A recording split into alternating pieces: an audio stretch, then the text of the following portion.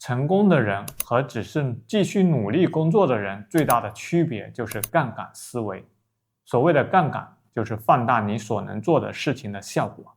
作为一个有10年理财投资经验的我，亲眼目睹了中产阶级的一些习惯，如何让人持续的陷入老鼠赛跑的这个循环游戏当中。老鼠赛跑听起来好像很有趣，啥是老鼠赛跑呀？就是说，不管你的收入增加多少，始终在为钱打转，没办法真正的积累财富，实现财富自由。今天我要分享6个我亲身经历的中产阶级习惯，以及如何避免它们。这些习惯是从你自己的经历中总结出来的吗？我在中下阶层长大的，虽然我们家没有破产过，但是家里对购物特别的谨慎。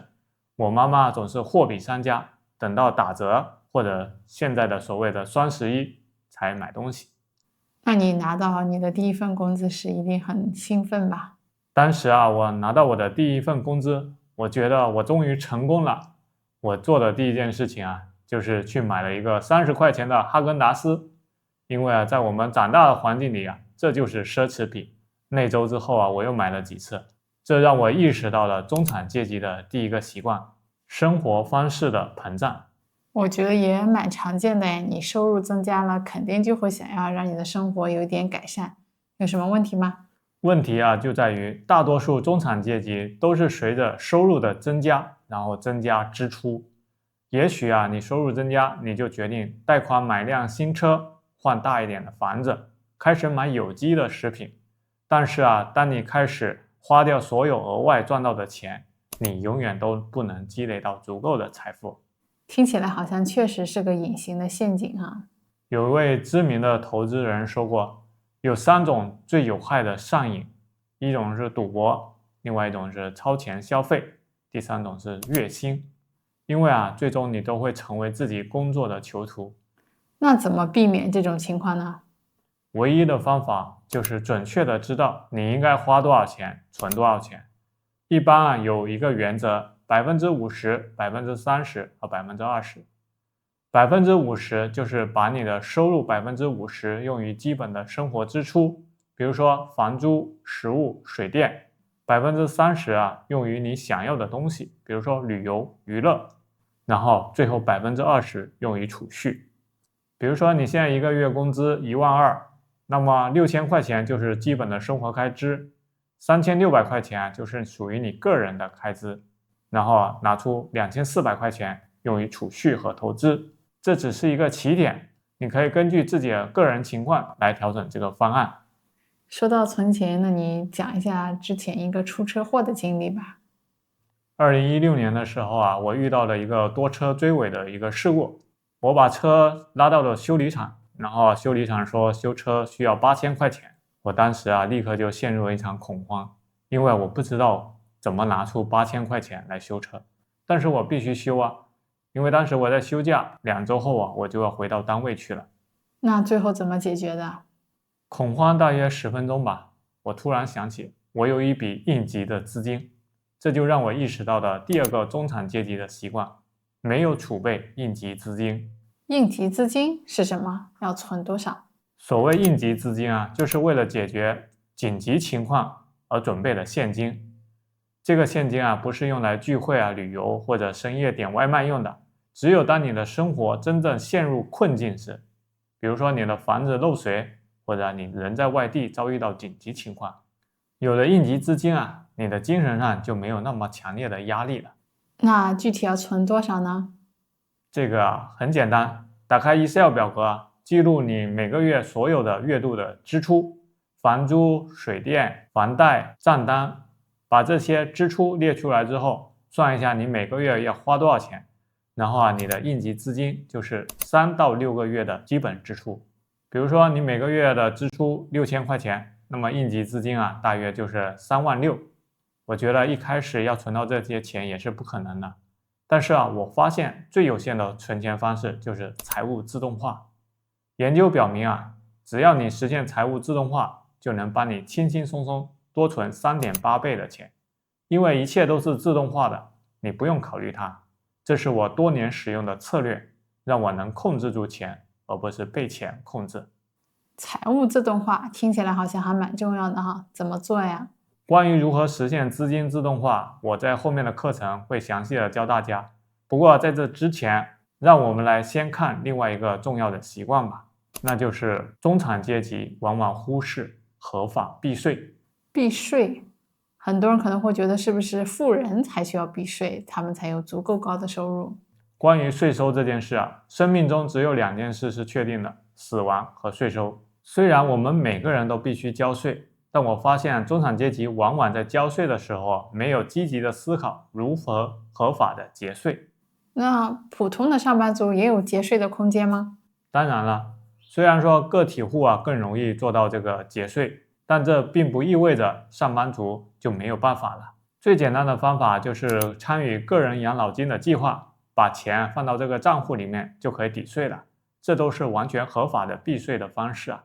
个人养老金账户避税，听起来好像挺专业的，你给小伙伴们解释一下怎么操作吧。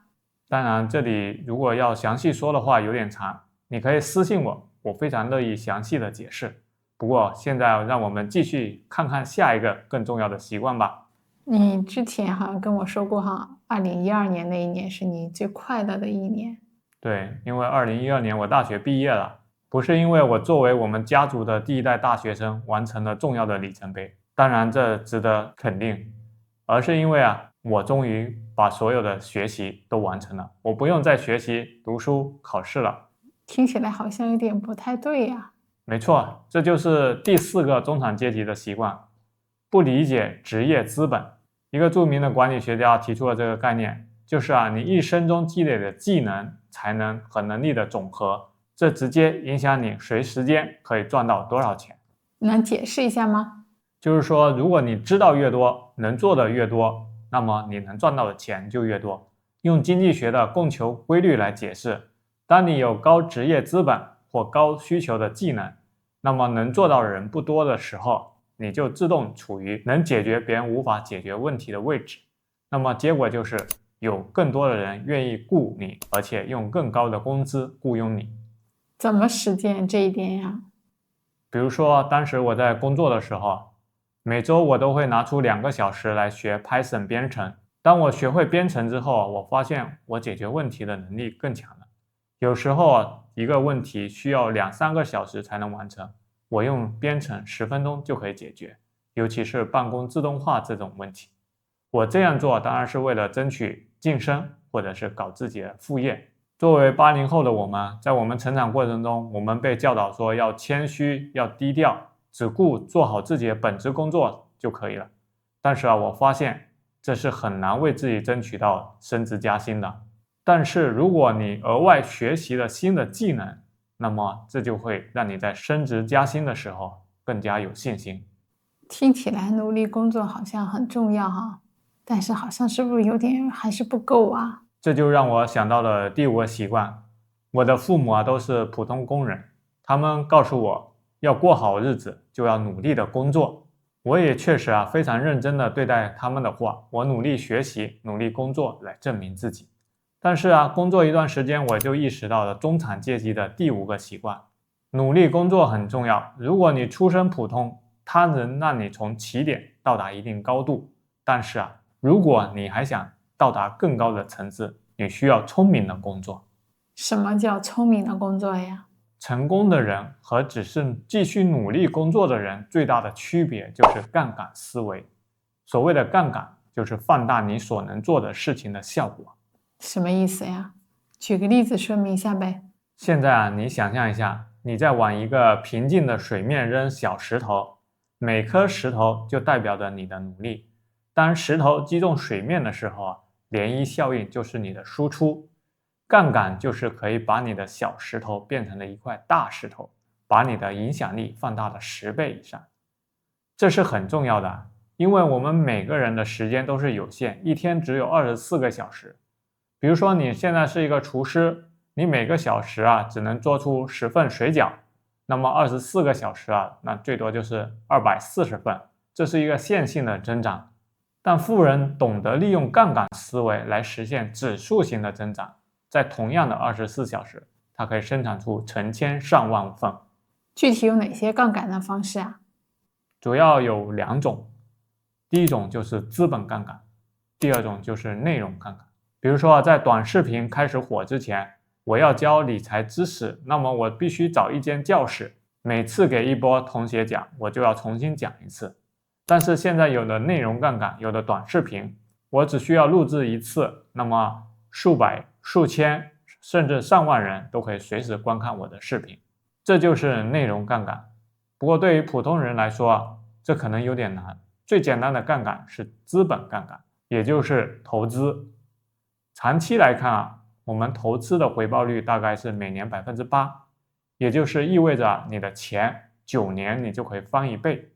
假设你从25岁开始投资，每年投资12000块钱，那么年回报 8% 的时候，到你60岁的时候，你的价值将超过450万。如果你这笔钱不是做投资，而是放在银行，那么最终可能就是48万。450万和48万，这就是使用杠杆和没有使用的区别。好了，这就是我亲身经历的6个中产阶级的习惯。认识到这些陷阱很重要，但更重要的是采取行动，避免它们。如果今天的内容对你有帮助，别忘了点赞分享，也欢迎在评论区告诉我们你有没有遇到过类似的情况。记得订阅我们的频道，这样就不会错过更多的理财干货啦。好的，今天内容就到这里，我是建平，我是安拉，拜拜。拜拜。